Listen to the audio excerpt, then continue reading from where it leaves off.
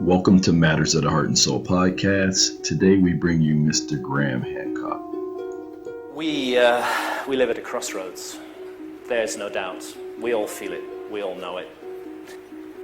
I don't think it's the first time that mankind has stood at such a crossroads. But here we are now, facing it and hopefully dealing with it. I'm going to close with a reading from the Hermetica, from the Hermetic texts.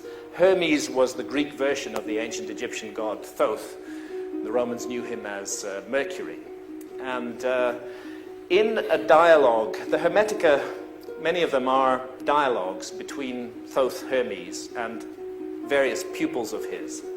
And in one called the Asclepius, a lament is presented. And it's like a prophecy. It's a bit like the Mayan prophecy.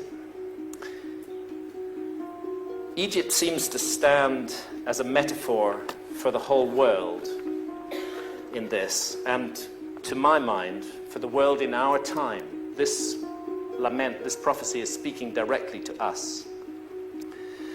So it's Hermes speaking.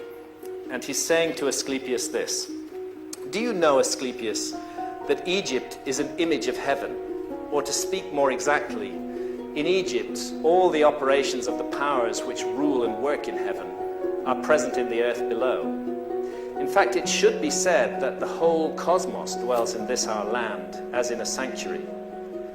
And yet, since it is fitting that wise men should have knowledge of all events before they come to pass, you must not be left in ignorance of what I will now tell you. There will come a time when it will have been in vain that Egyptians have honored the Godhead with heartfelt piety and service, and all our holy worship will be fruitless and ineffectual. The gods will return from earth to heaven. Egypt will be forsaken, and the land which was once the home of religion will be left desolate, bereft of the presence of its deities. O Egypt, Egypt, of thy religion nothing will remain but an empty tale, which thine own children in time to come will not believe. Nothing will be left but graven words, and only the stones will tell of thy piety. And in that day men will be weary of life, and they will cease to think the universe worthy of reverent wonder and worship. They will no longer love this world around us, this incomparable work of God, this glorious structure which he has built, this sum of good made up of many diverse forms, this instrument whereby the will of God operates in that which he has made, ungrudgingly favoring man's welfare, this combination and accumulation of all the manifold things that call forth the veneration, praise, and love of the beholder. Darkness will be preferred to light, and death will be thought more profitable than life. No one will raise his eyes to heaven. The pious will be deemed insane, the impious wise, the madman will be thought a brave man, and the wicked will be esteemed as good.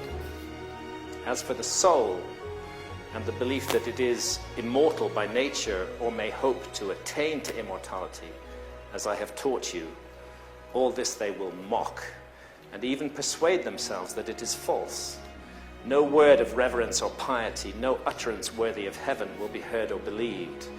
And so the gods will depart from mankind, a grievous thing, and only evil angels will remain, who will mingle with men and drive the poor wretches into all manner of reckless crime, into wars and robberies and frauds, and all things hostile to the nature of the soul. Then will the earth tremble, and the sea bear no ships. Heaven will not support the stars in their orbits. All voices of the gods will be forced into silence. The fruits of the earth will rot. The soil will turn barren, and the very air will sicken with sullen stagnation. All things will be disordered and awry. All good will disappear. But when all this has befallen Asclepius, then God, the creator of all things, will look on that which has come to pass, and will stop the disorder by the counterforce of his will, which is the good. He will call back to the right path those who have gone astray. He will cleanse the world of evil, washing it away with floods, burning it out with the fiercest fire, and expelling it with war and pestilence. And thus he will bring back his world to its former aspect, so that the cosmos will once more be deemed worthy of worship and wondering reverence.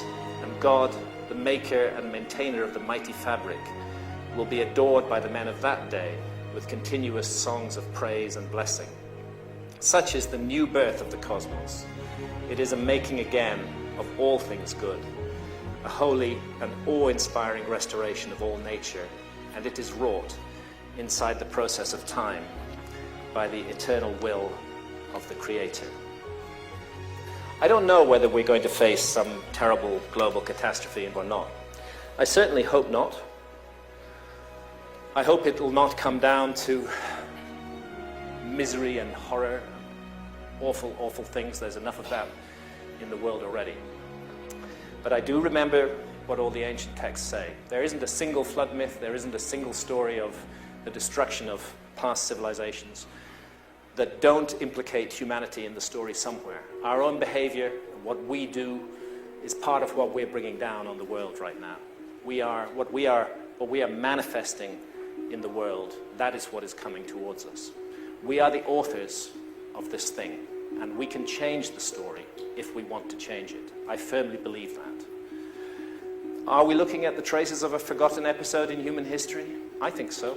I think that's what's going on here.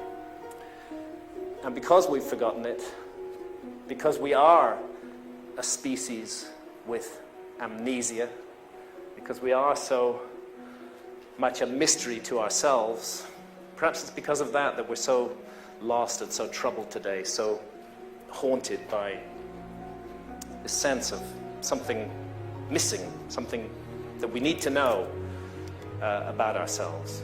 For the ancient Egyptians, the essential mystery of human existence concerned our spiritual essence, that we are participating in this theater of experience that we call life and the world in an immense endeavor aimed at the perfection of the soul.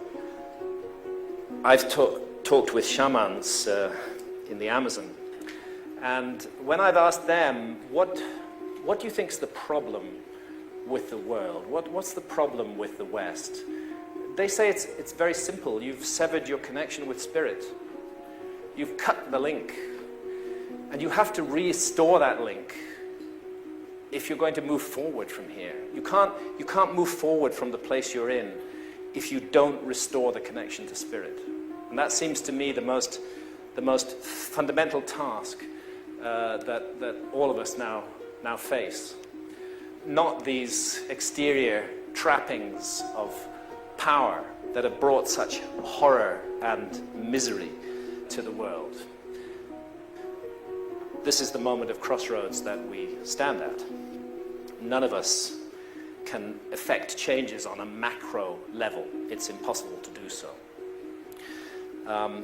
But we can make changes on a micro level. We can make changes in our own lives. We can make changes in our immediate surroundings. Changes for the better. Changes driven by love.